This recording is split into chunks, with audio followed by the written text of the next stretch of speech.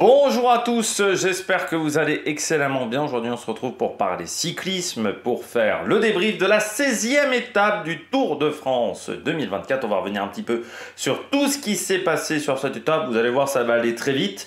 Et puis on parlera surtout bilan des Bleus, coureur au top, bonnet d'âne du côté de cette étape. N'hésitez pas à vous abonner à la chaîne, à réagir dans les commentaires, à mettre un pouce bleu, à partager la vidéo sur les réseaux sociaux, notamment auprès de vos proches si vous pensez que ça peut les intéresser. Dans les commentaires, n'hésitez pas à me dire qui vous a plu, qui vous a déçu sur cette étape. Si vous avez les moyens et que vous voulez soutenir mon travail, vous pouvez faire un super thanks et je remercie les gens, beaucoup de gens qui ont fait des super thanks dans la nuit et ce matin. Donc je remercie les gens qui ont fait ça pour soutenir mon travail. Si vous voulez également soutenir mon travail, vous pouvez cliquer rapidement sur les miniatures des différentes vidéos. Et puis on va commencer, et puis vous pouvez rajouter également la petite cloche. On commence tout de suite. Vidéo qui va être plus courte qu'hier, hein. C'est vrai qu'hier on a fait fort. Pour tout vous dire, je ne m'attendais pas à faire 1h30. Quand j'ai commencé l'enregistrement, je ne m'attendais pas à faire 40 minutes sur le dopage. Mais bon, on s'est emballé sur ce sujet-là, parce qu'il faut savoir que y a des choses que j'écris, hein, bien entendu, il y a un plan, le plan est sur l'ordinateur qui est là, l'ordinateur. Mais je marque, c'est un plan vraiment succinct. C'est-à-dire que je marque des idées, mais il n'y a pas plus que des idées. Donc après, il y a des trucs que je rajoute au fur et à mesure. C'est pareil pour les débriefs. Pour les débriefs, pour tout savoir, il y a les noms des coureurs. Voilà. Il n'y a que ça. Il n'y a que les noms des coureurs. Et après, je brode autour.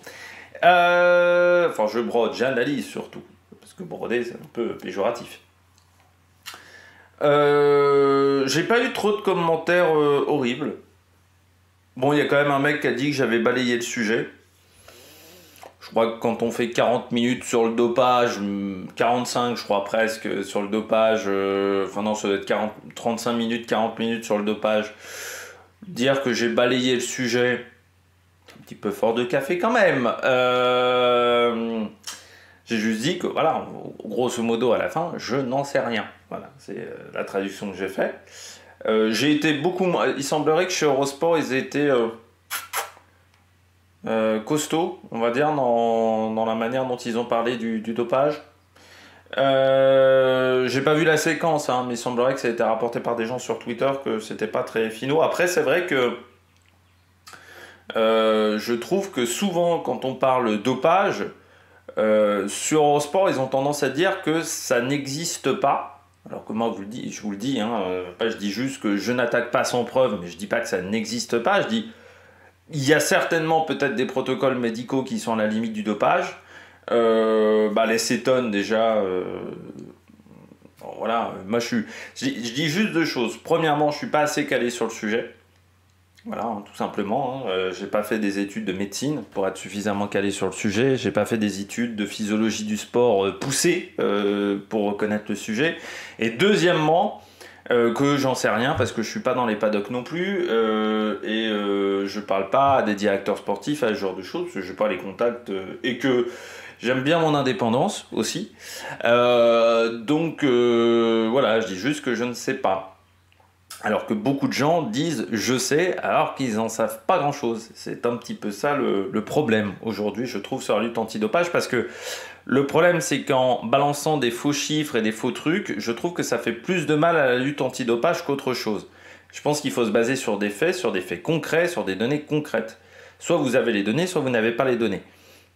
Mais balancer des chiffres un petit peu à la mort moelle-neu, ce que font certains, je suis pas sûr que ça, à part apporter de la suspicion, et de la suspicion qui n'apporte pas grand chose au final à la lutte antidopage, je suis pas sûr que ça soit l'idée du siècle, si on aime ce sport.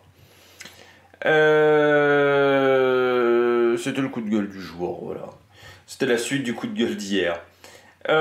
On passe... l'étape, il s'est pas passé grand chose, hein, on va pas se mentir. Il n'y a pas eu de vent. Enfin, pas suffisamment de vent et pas suffisamment bien placé au final pour créer des coups de bordure. Donc il y a eu une tentative avec Sandy Dujardin et Kung, mais qui a été très courte. En fait, c'est Thomas Gachignard qui a animé l'étape du côté de la Total Energy pendant 1h20. Voilà, 70 km à peu près pour Thomas Gachignard à l'avant de la course. Et puis ensuite, on a eu un sprint classique qui a eu la chute de Girmay, mais ça, on va en reparler dans la vidéo un petit peu plus tard. Donc voilà, sur la question du dopage, qu'on laisse faire les journalistes d'investigation également, amener des infos, amener des preuves. Il y en a des très bons qui sont amener ce qu'ils ont à dire sur ce sujet-là. Aujourd'hui, il faut bien le reconnaître que des sujets d'investigation sur le dopage dans le cyclisme, il n'y en a pas beaucoup.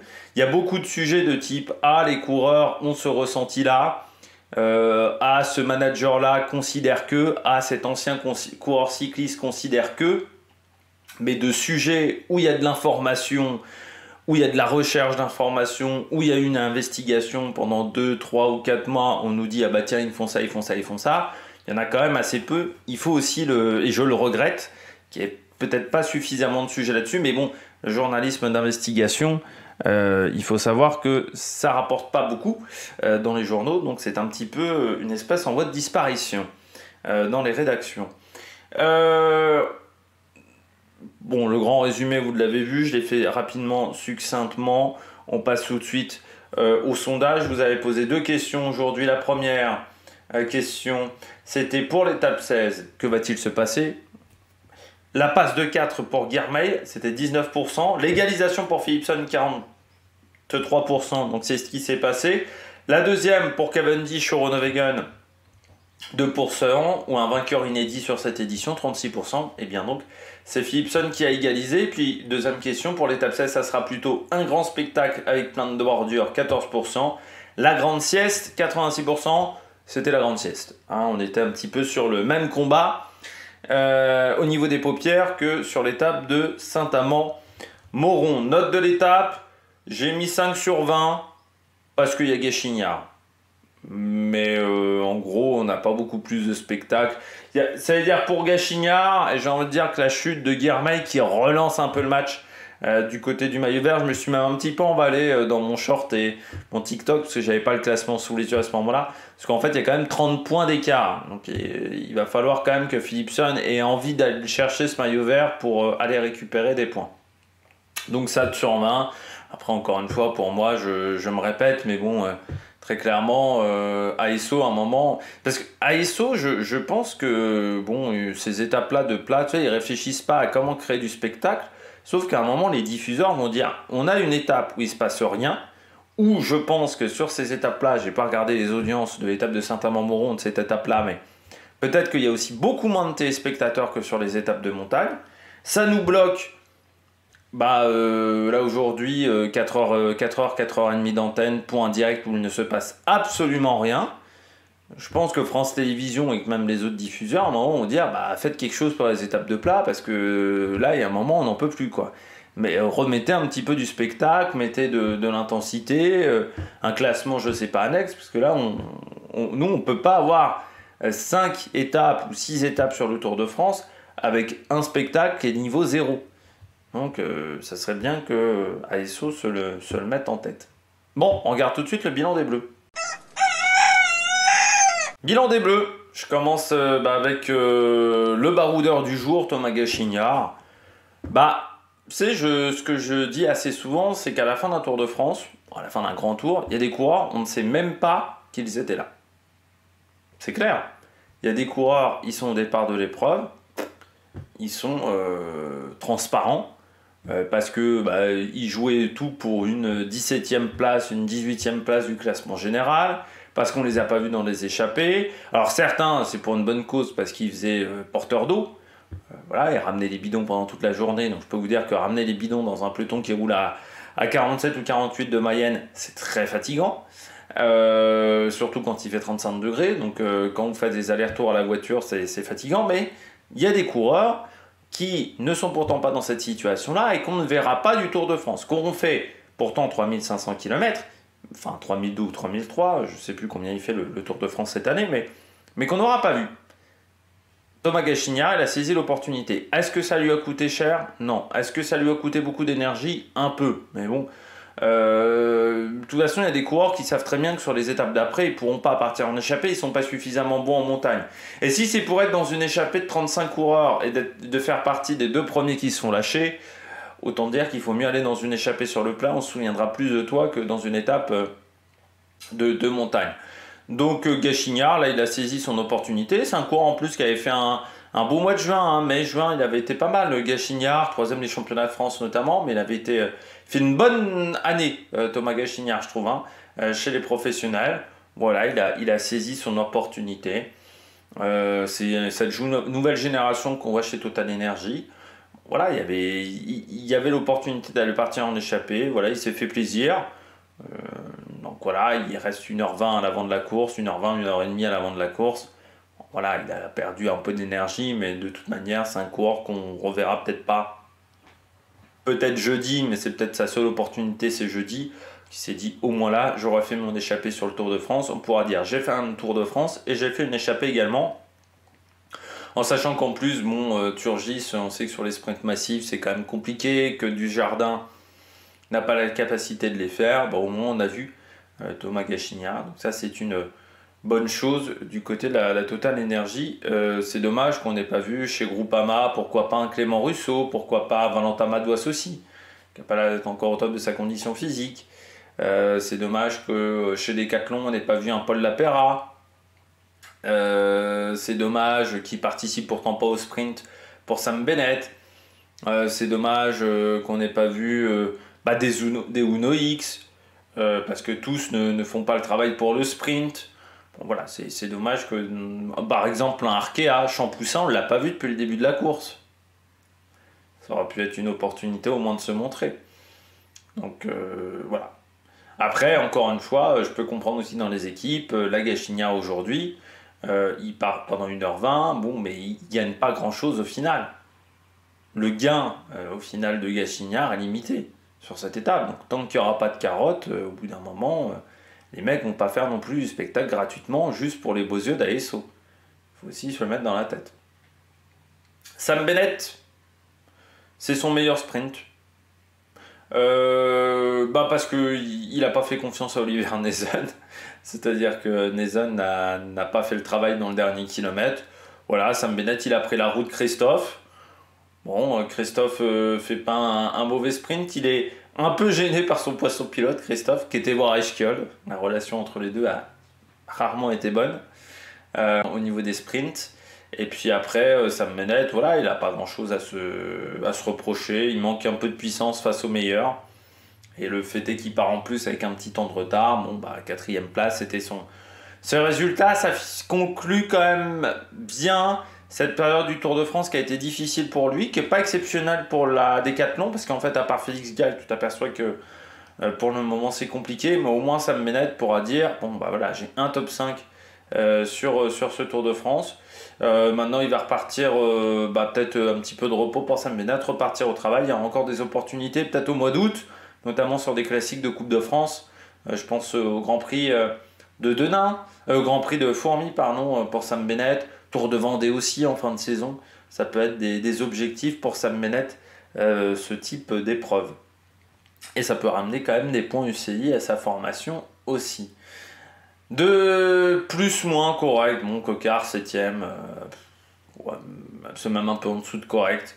C'est pas catastrophique, mais c'est pas non plus exceptionnel. Le Tour de France de Coquard est quand même est surprenant parce qu'il a gagné beaucoup de sprints intermédiaires, encore aujourd'hui. Mais sur les sprints d'interarrivée, ça n'a pas été vraiment efficace. Donc, par contre, ça doit être le sprinter qui a gagné le plus de sprints d'intermédiaire. Bon, il pourra se contenter de ça, mais bon, je pense que c'est quand même un maigre butin. Moi qui avais des ambitions quand même pour Coquard, en me disant, oh, putain, il était bon sur le Tour de Suisse quand il gagne son étape. Au final, je suis déçu. Alors c'est vrai qu'il n'y avait peut-être pas forcément 150 étapes qui correspondaient à ses qualités.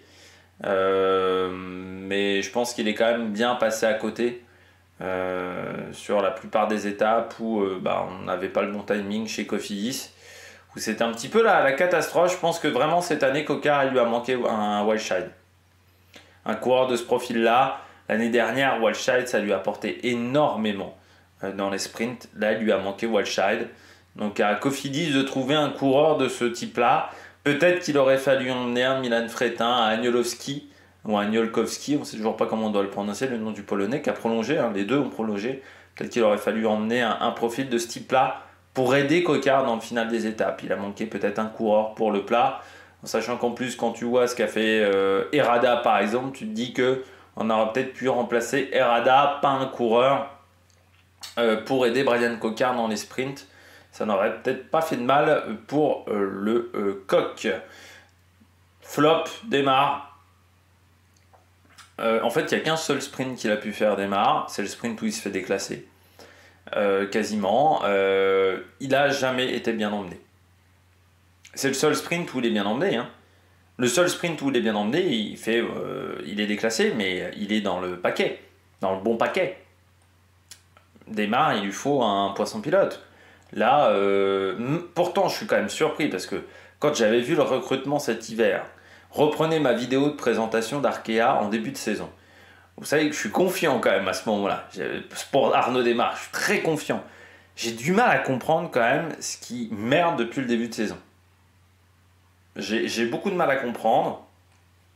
Je pense qu'il y a plusieurs choses. Il n'y a pas qu'un responsable. Je pense que Démarre n'est pas au top de sa forme. Je pense que son train n'est pas au top. Je pense aussi qu'on a peut-être fait des mauvais choix sur le train.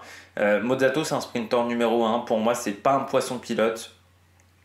Et un sprinter numéro 1, pour moi, le mettre en poisson pilote, ça se passe. Enfin, le mettre dans le train d'un autre sprinter, c'est jamais bon.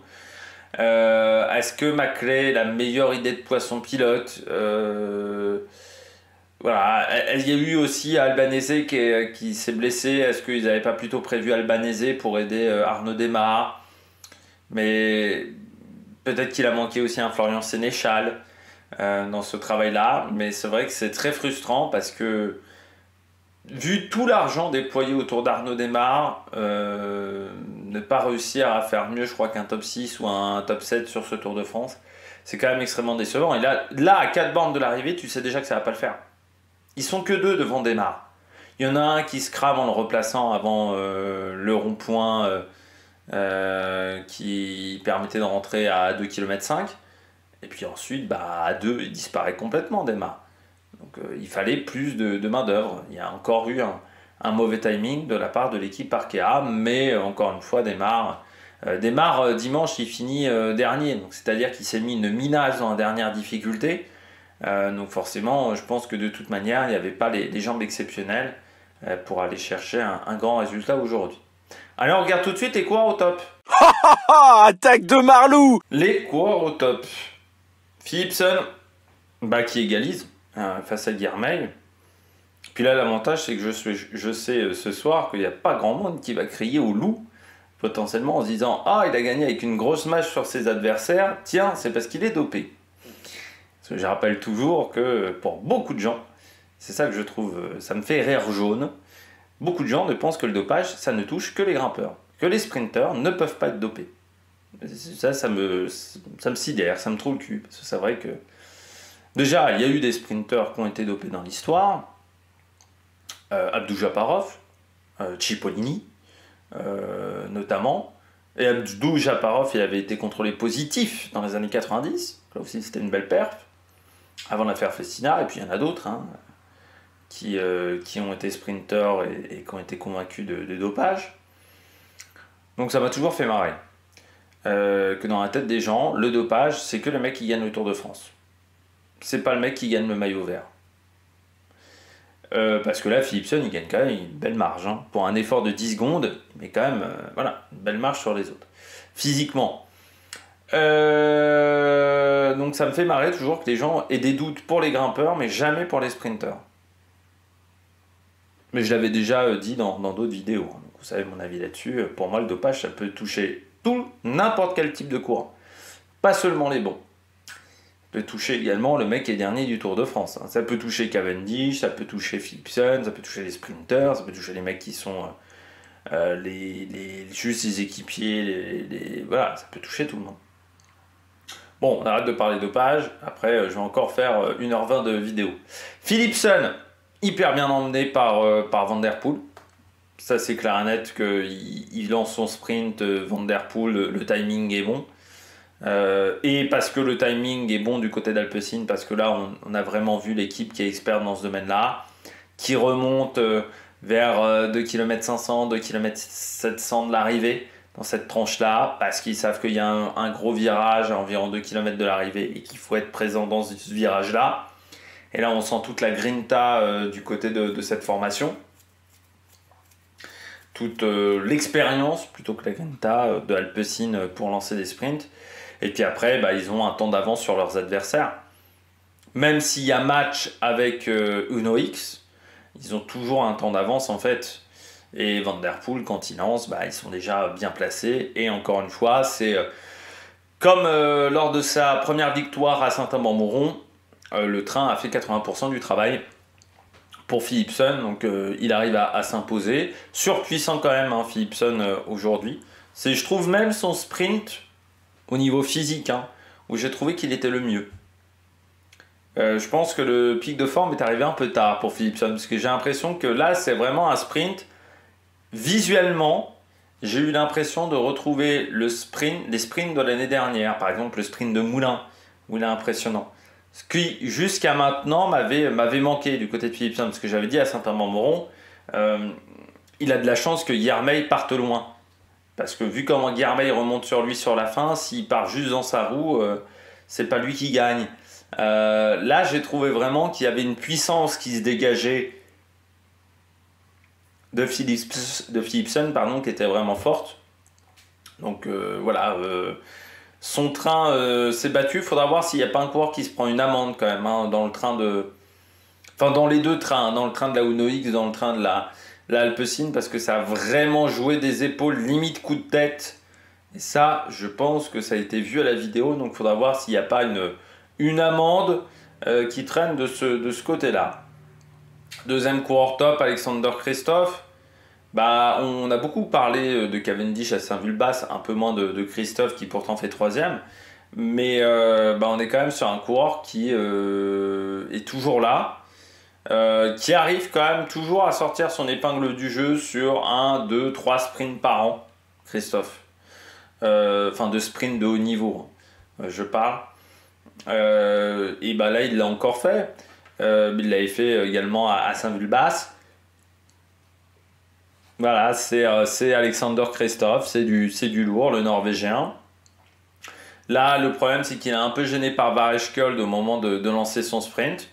Après, le poids des ans commence à se faire sentir, mais il arrive toujours à prendre des places d'honneur. Uno X a besoin de places d'honneur également parce que ils ont besoin de se montrer Uno X. Hein. Faut le dire, mais l'année prochaine, la sélection pour le Tour de France, ça va être une vraie guerre. Parce que entre la Tudor, entre la Q36 qui progresse quand même un petit peu, Total Energy, Uno X, il n'y aura pas de la place pour tout le monde. Si en plus il y a d'autres projets qui se lancent, je ne sais pas, en deuxième division, il va y avoir une vraie guerre pour aller prendre les places. Donc du côté de la formation Uno X, il faut se montrer, il faut marquer des points, et Kristoff avec 2 3e places, c'est des résultats qui sont intéressants. Donc bien de la part de Norvégien qui, quand même, je rappelle, a commencé en 2005, donc qui a quasiment à 20 ans de carrière, parce qu'il a commencé très jeune dans des équipes Conti norvégiennes, qui sont souvent des équipes Conti bien structurées, mais c'est quand même un coureur qui est là depuis des années, qui a couru en même temps que Boasson-Hagen, par exemple, qui est toujours là, mais en même temps que Toru Soft aussi. Donc il y a une énorme longévité, parce qu'il est de la même génération que Boasson-Hagen. Il a une énorme longévité quand même, Kristoff. C'est assez impressionnant, et de réussir à toujours récupérer quand même quelques résultats par an, c'est fort. De toute manière, j'ai envie de dire que ça fait depuis 2020-2019 que la régularité est peut-être moins là, mais qui fait plus des coups d'éclat que des coups de régularité. Ce qu'il pouvait faire chez Katusha par exemple, où il arrivait à être hyper régulier. Maintenant aujourd'hui, c'est vrai que c'est plutôt des coups d'éclat. Je rappelle Kristoff qui a été porteur du maillot jaune. C'était à Nice en 2020, quand il y avait eu ce départ avec la Covid à l'époque, enfin la Covid intense. C'était un départ sous la pluie avec des routes glissantes. C'était Kristoff qui avait réussi à s'imposer le jour où Thibaut Pinot avait subi sa grosse chute à 3 km de l'arrivée. J'arrête pas de bailler, dis donc. J'ai pas dormi devant l'étape, j'aurais peut-être dû. Troisième top, Bauhaus. Bah oui, je le mets top parce que comme hier, je l'ai un peu taillé dans les déceptions de ce Tour de France. Bon, bah voilà, faut rectifier le tir. C'est son meilleur sprint depuis le début du Tour de France. Il prend juste la roue de Philipsen. Donc il a choisi la bonne roue. Après, le problème, c'est que quand Philipsen déclenche son sprint, il est incapable de le dépasser. Incapable. C'est-à-dire que physiquement, Philipsen lui met sur la phase d'impulsion, la phase de prise de vitesse, il lui met une roue d'écart. Et cette roue-là, il a eu beaucoup de mal à reprendre physiquement. Et de toute manière, une fois qu'il l'a reprise, il avait fait son effort, donc il était vraiment dans l'incapacité de dépasser. Ça fait quand même une place d'honneur pour Bauhaus, mais c'est vrai qu'on peut quand même se dire, du côté de la Bahreïn, est-ce qu'il n'y avait pas plutôt intérêt à le garder sur le Giro plutôt que de l'emmener sur le Tour de France, quitte à ce qu'il fasse ensuite d'autres courses, parce qu'il n'y a pas que des courses, il n'y a pas que le Tour de France en juillet. C'est une question qu'on peut se poser parce que voilà, il abandonne le Tour d'Italie, il fait une 3e place la veille, donc ça veut dire qu'il monte en puissance. Et là sur ce Tour de France, bon, on ne peut pas dire qu'il nous a émerveillé par ses résultats, mais là au moins il finit avec une 2e place. Ça rapporte des points UCI quand même pour Bahreïn, parce que jusqu'à maintenant c'était quand même pas fantastique pour l'équipe, pour cette équipe, pour cette formation qui était quand même très très loin en termes de résultats. Donc on en avait parlé hier, donc là au moins il y a un peu de mieux du côté de la Bahreïn. Après il faudra que Buitrago tienne correctement lors de cette dernière semaine de compétition. On passe tout de suite au bonnet d'âne. Ouais, la mauvaise nouvelle du jour qui doit rappeler à Pogačar que une chute peut arriver et peut vous gâcher peut-être une fin de Tour de France avec la chute de Biniam Girmay aujourd'hui. Elle arrive déjà parce il se retrouve du mauvais côté. Alors je sais pas si du côté d'Intermarché on avait mal étudié le sprint ou si ils ont raté un virage et que ça les a placés du mauvais côté de la route. Mais c'est vrai que c'est le fameux un des ronds-points que je vous signalais. C'est vrai que c'était un final qui était bardé de ronds-points du côté de Nîmes. Et là, Girmay, il se retrouve le long des balustrades. Bon, il prend la balustrade, donc il est tombé quand même, je pense, vite. Alors, est-ce que c'est lui qui est tombé par la balustrade ou est-ce que c'est Vandenberg, le coureur de la l'AEF? Mais au final, bon, il tombe à terre, il se rappe côté droit. Faudra voir physiquement. Alors moi, j'ai l'impression qu'il roulait pas très fort parce que le vélo n'était pas au top de sa forme. Qu'il est reparti sur ses vélos après sa chute, donc j'avais l'impression que c'était plutôt le vélo qui n'était pas en forme, mais forcément une chute a des conséquences, et forcément Philipsen va en profiter aussi. Philipsen, s'il peut aller chercher un maillot vert parce que Girmay il n'est pas au top, il ira le chercher. Donc demain, il va y avoir un gros match, ce qui va pas nous aider pour les baroudeurs. Moi j'ai plutôt parié sur des baroudeurs demain, donc bon, ça va pas nous aider. Cette affaire-là, parce que ça va faire un combat soit pour aller prendre l'échappée, soit s'il y en a un des deux qui se trouve dans l'échappée, ça va rouler derrière avec son équipe. Donc ça va être un gros match. Après, il y a quand même 32 points d'écart. Un sprint intermédiaire, c'est 20 points. Donc c'est-à-dire que même si demain Philipsen gagne le sprint intermédiaire et Girmay n'est pas dedans, Girmay sera toujours maillot vert. Mais le problème, c'est qu'il reste 2 étapes où ce sprint intermédiaire est accessible, et ensuite il faudra voir lors du dernier week-end. J'ai plus les étapes en tête, j'ai surtout pas l'emplacement des sprints intermédiaires en tête. Je crois que ça sera compliqué vendredi, mais je crois que samedi ça peut se tenter à la sortie de Nice, parce que je crois que le sprint intermédiaire au bout de 15-20 km de course. Donc il va y avoir un sacré match quand même, parce qu'il reste 4 étapes en ligne. Donc 4 étapes avec des sprints intermédiaires. Le problème aussi de Philipsen, c'est que techniquement Girmay peut aller chercher l'étape de jeudi, mais pas Philipsen. Sauf que si Girmay va aller chercher cette étape-là, il va falloir contrôler pendant toute la journée et il lui manquerait peut-être un petit peu de personnel dans le final. Mais s'il élimine Philipsen, ça serait aucun problème. Donc ça va se jouer demain, jeudi. Si jeudi l'écart est toujours supérieur à 15 points, je pense qu'ensuite ça sera quand même compliqué pour Philipsen. Mais il y aura match entre les deux, il y aura un beau combat. Donc ça va nous relancer le match pour le maillot vert. On pensait que c'était fait. Là ça va être un peu plus serré. Il va peut-être regretter sa 6ème place au final, Binyam Girmay, lors de l'avant-dernier sprint au final. Les bonnets d'âne, Groenewegen, c'est-à-dire que Jaiko a quand même roulé une grande partie de l'étape et au final Groenewegen il finit très loin dans ce sprint. J'ai l'impression que Groenewegen, il a eu sa victoire et ensuite il avait rempli son objectif.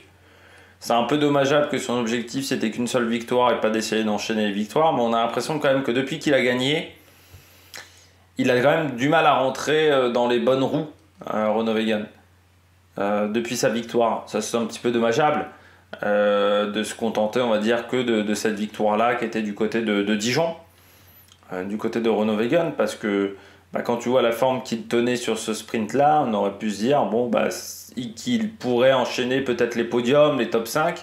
Au final, il les a pas enchaînés. Du mal au niveau du placement. Je trouve que la relation avec Matthews, ça n'a jamais été exceptionnel entre les deux.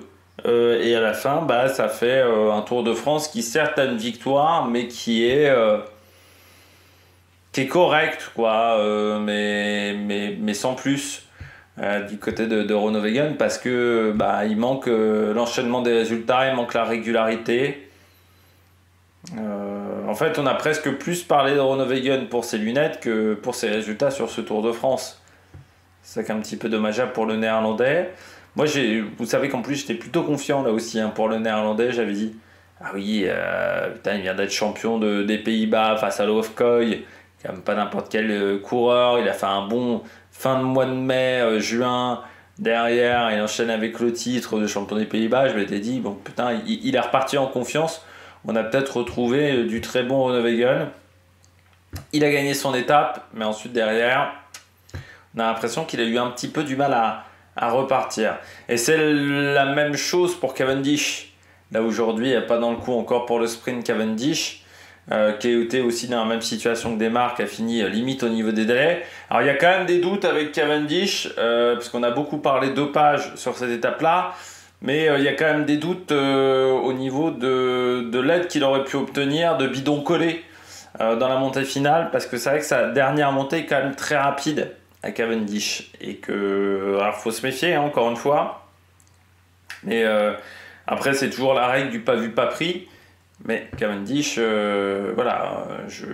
ne sait pas s'il a monté de manière classique ou s'il a bien été aidé par sa voiture. Contrairement à peut-être un Arnaud Desmarques qui n'a pas eu cette aide-là. Malgré tout, ça lui a pas permis d'être performant sur ce sprint. Là aussi, un peu comme Groenewegen, on a l'impression que Cavendish, il cherchait le record. Une fois qu'il a obtenu le record, il a disparu, Cavendish. Il voulait le record, il l'a obtenu tout de suite. Ensuite, derrière, la motivation, il l'a peut-être perdue.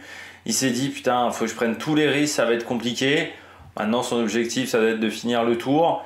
Après, ça veut dire aussi que Cavendish Astana, est-ce que le contre-la-montre à Nice ne sera pas sa dernier jour de course en carrière? Moi, j'aimerais bien le voir sur le Tour de Grande-Bretagne, mais je ne sais pas s'ils sont invités sur le Tour de Grande-Bretagne du côté d'Astana.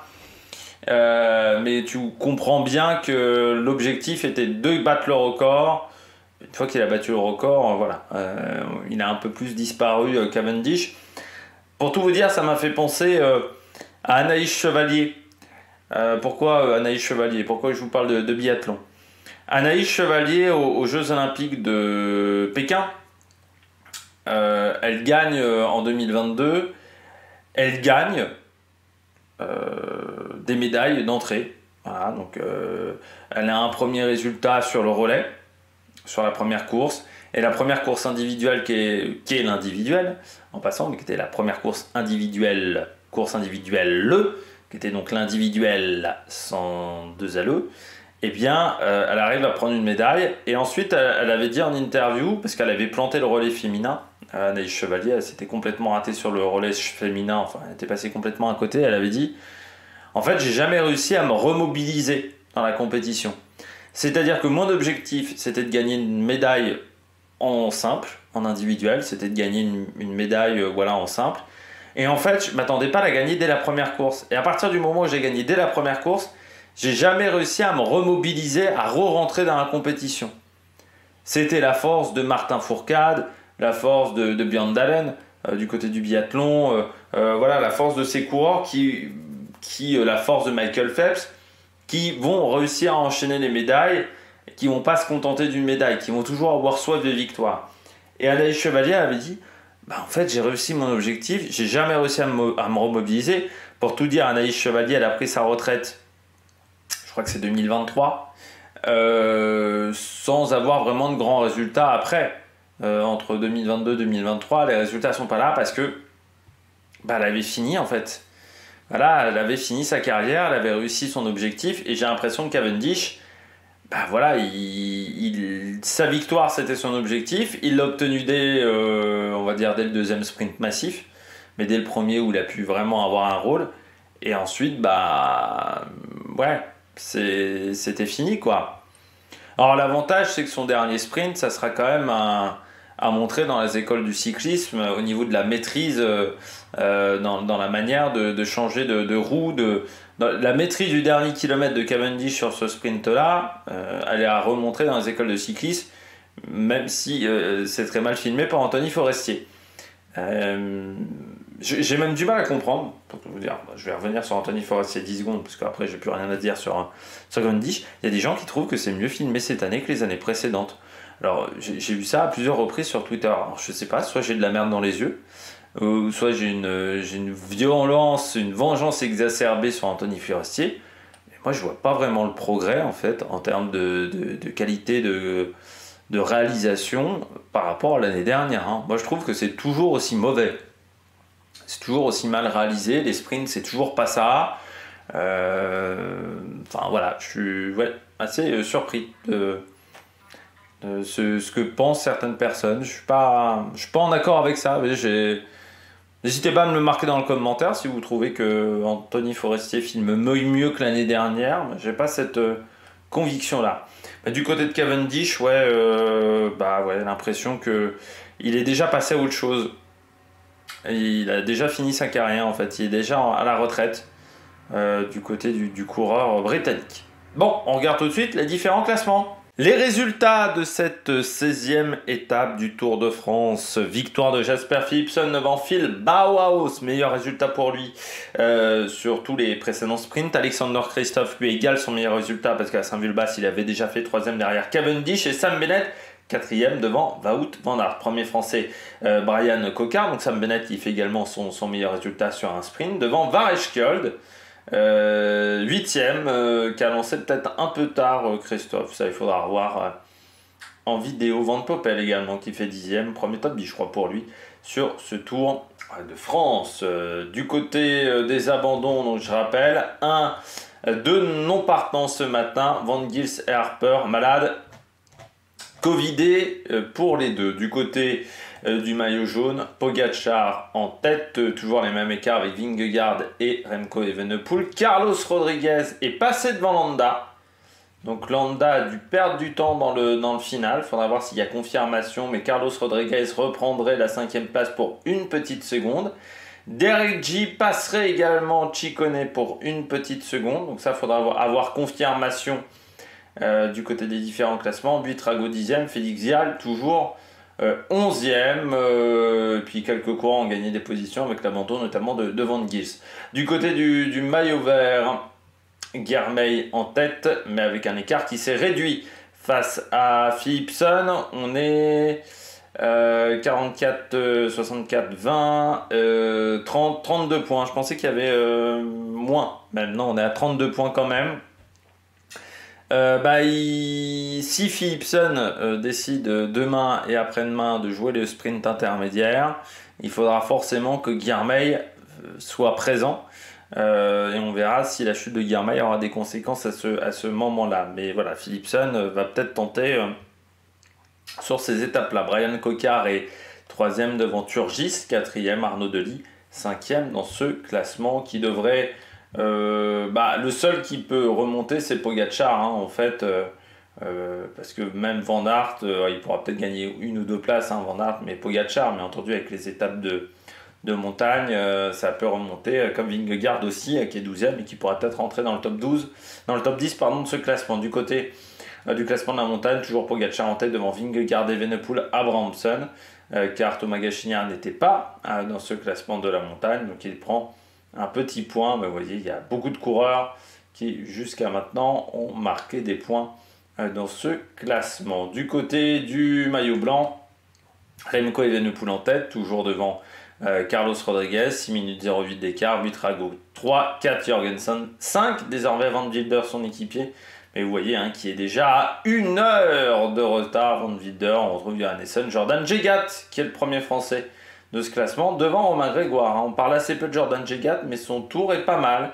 pour le coureur de la Total Energy. Puis du côté du classement par équipe, UAE, Visma, Soudal, Ineos, Lidl. Là aussi, pas de changement. Decathlon, toujours première équipe française à la 11e place. Eh bien, j'espère que vous avez aimé cette vidéo. Si vous avez aimé cette vidéo, n'hésitez pas à vous abonner à la chaîne, à réagir dans les commentaires, à mettre un pouce bleu. Nous, on se retrouve demain. 7h pour la présentation de l'étape numéro 17 avec un programme qui sera beaucoup plus chargé qu'aujourd'hui. Et puis demain entre 21h et 22h pour le débrief de l'étape de demain. D'ici là, n'hésitez pas à vous abonner à la chaîne, à réagir dans les commentaires et à mettre un pouce bleu. Allez, ciao ciao sur la Meilleure Production.